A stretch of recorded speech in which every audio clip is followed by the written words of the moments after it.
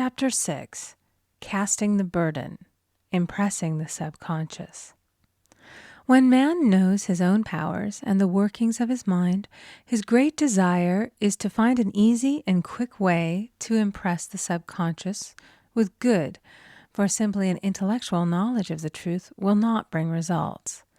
In my own case, I found the easiest way is in casting the burden. A metaphysician once explained it in this manner. He said, "The only thing which gives anything weight in nature is the law of gravitation, and if a boulder could be taken high above the planet, there would be no weight in that boulder." And that is what Jesus Christ meant when he said, "My yoke is easy and my burden is light." He had overcome the world vibration and functioned in the fourth dimensional realm, where there is only perfection, completion, life, and joy. He said, "Come to me, all ye that labor and are heavy laden, and I will give you rest. Take my yoke upon you, for my yoke is easy and my burden is light." We are also told in the 55th Psalm to cast thy burden upon the Lord. Many passages in the Bible state that the battle is God's, not man's, and that man is always to stand still and see the salvation of the Lord. This indicates that the superconscious mind, or Christ within, is the department which fights man's battle and relieves him of his burdens. We see, therefore, that man violates law if he carries a burden, and a burden is an adverse thought or condition, and this thought or condition has its root in the subconscious. It seems almost impossible to make any headway directing the subconscious from the conscious or reasoning mind, as the reasoning mind, the intellect, is limited in its conceptions and filled with doubts and fears. How scientific is it, then, to cast the burden upon the superconscious mind, or Christ within, where it is made light or dissolved into its native nothingness? For example, a woman in urgent need of money may light upon the Christ within, the superconscious, with the statement, "I cast this burden of lack on the Christ within, and I go free to have plenty." The belief in lack was her burden, and as she cast it upon the superconscious with its belief of plenty, an avalanche of supply was the result. We read, "The Christ in you, the hope of glory." Another example. One of my students had been given a new piano, and there was no room in her studio for it until she had moved out the old one. She was in a state of perplexity. She wanted to keep the old piano, but knew of no place to send it. She became desperate, as the new piano was to be sent immediately. In fact, was on its way, with no place to put it. She said it came to her to repeat, "I cast this burden on the Christ within, and I go free." A few minutes later, her phone rang, and a woman friend asked if she might rent her old piano, and it was moved out. A few minutes before, the new one arrived. I knew a woman whose burden was resentment. She said, "I cast this burden of resentment on the Christ within, and I go free to be loving, harmonious, and happy." The almighty superconscious flooded the subconscious with love, and her whole life was changed. For years, resentment had held her in a state of torment and imprisoned her soul, the subconscious mind. The statement should be made over and over and over, sometimes for hours at a time, silently or audibly, with quietness but determination. I have often compared it to winding up a Victrola. We must wind ourselves up with spoken words. I have noticed in casting the burden, after a little while, one seems to see clearly. It is impossible to have clear vision while in the throes of carnal mind. Doubts and fear poison the mind and body, and imagination runs riot, attracting disaster and disease. In steadily repeating the affirmation, I cast this burden on the Christ within and go free. The vision clears, and with it a feeling of relief, and sooner or later comes the manifestation of good, be it health, happiness, or supply. One of my students once asked me to explain the darkness before the dawn. I referred in a preceding chapter to the fact that often, before the big demonstration, everything seems to go wrong, and deep depression clouds the consciousness. It means that out of the subconscious are rising the doubts and fears of the ages. These old derelicts of the subconscious rise to the surface to be put out. It is then that man should clap his cymbals like Jehoshaphat and give thanks that he is saved, even though he seems surrounded by the enemy, the situation of lack or disease. The student continued, "How long must one remain in the dark?" And I replied, "Until one can see in the dark." And casting the burden enables one to see in the dark. In order to impress the subconscious, active faith is always essential. Faith without works is dead. In these chapters, I have endeavored to bring out this point. Jesus Christ showed active faith when he commanded the multitude to sit down on the ground before he gave thanks for the loaves and the fishes. I will give another example showing how necessary this step is.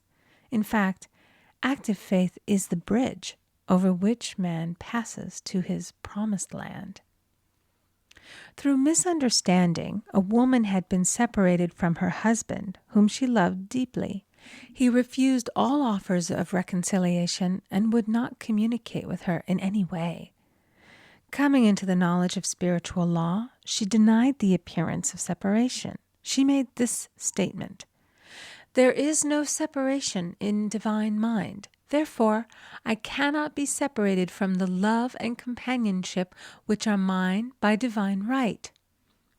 She showed active faith by arranging a place for him at the table every day, thereby impressing the subconscious with a picture of his return. Over a year passed, but she never wavered, and one day he walked in. The subconscious is often impressed through music. Music has a fourth dimensional quality and releases the soul from imprisonment. It makes wonderful things seem possible and easy of accomplishment. I have a friend who uses her Victrola daily for this purpose. It puts her in perfect harmony and releases the imagination. Another woman often dances while making her affirmations. The rhythm and harmony of music and motion carry her words forth with tremendous power. The student must remember also not to despise the day of small things. Invariably, before a demonstration come signs of land. Before Columbus reached America, he saw birds and twigs, which showed him land was near. So it is with a demonstration, but often the student mistakes it for the demonstration itself and is disappointed. For example, a woman had spoken the word for a set of dishes. Not long afterwards, a friend gave her a dish which was old and cracked. She came to me and said, "Well, I asked for a set of dishes, and all I got was a cracked plate." I replied, "The plate was only signs of land. It shows your dishes are coming. Look upon it as birds and seaweed." And not long afterwards, the dishes came. Continually making believe impresses the subconscious. If one makes believe he is rich and makes believe he is successful, in due time he will reap. Children are always making believe, and "except ye be converted and become as little children, ye shall not enter the kingdom of heaven." For example, I know of a woman who was very poor, but no one could make her feel poor.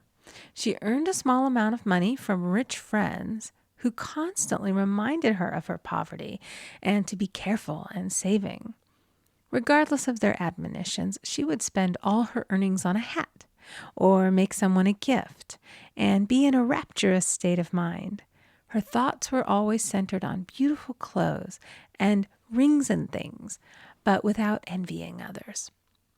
She lived in the world of the wondrous, and only riches seemed real to her.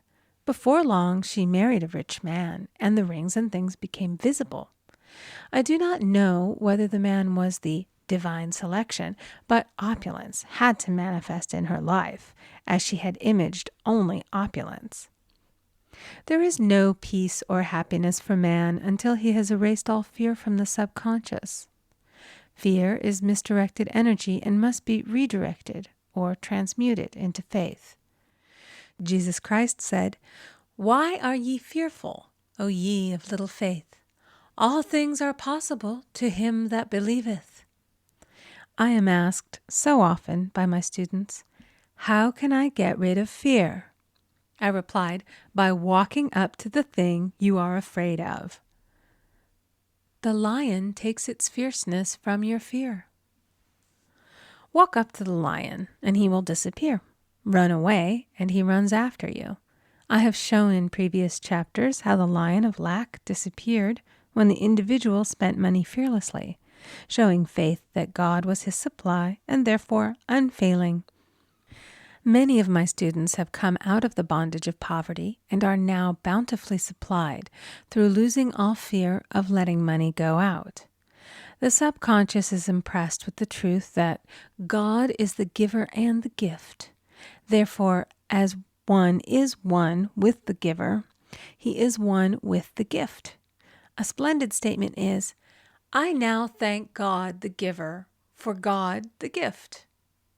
Man has so long separated himself from his good and his supply, through thoughts of separation and lack, that sometimes it takes dynamite to dislodge these false ideas from the subconscious, and the dynamite is a big situation. We see in the foregoing illustration how the individual was freed from his bondage by showing fearlessness. Man should watch himself hourly to detect if his motive for action is fear or faith. "Choose ye this day whom we shall serve," fear or faith. Perhaps one's fear is of personality. Then do not avoid the people feared. Be willing to meet them cheerfully, and they will either prove golden links in the chain of one's good or disappear harmoniously from one's pathway. Perhaps one's fear is of disease or germs. Then one should be fearless and undisturbed in a germ-laden situation, and he would be immune. One can only contract germs while vibrating at the same rate as the germ, and fear drags men down to the level of the germ. Of course, the disease-laden germ is the product of carnal mind, as all thought must objectify. Germs do not exist in the superconscious or divine mind, therefore are the products of man's vain imagination. In the twinkling of an eye, man's release will come when he realizes there is no power in evil. The material world will fade away, and the fourth dimensional world, the world of the wondrous, will swing into manifestation. "And I saw a new heaven and a new earth, and there shall be no more death, neither sorrow nor crying, neither shall there be any more pain, for the former things are passed away." End of chapter 6. Recording by Amy Conger.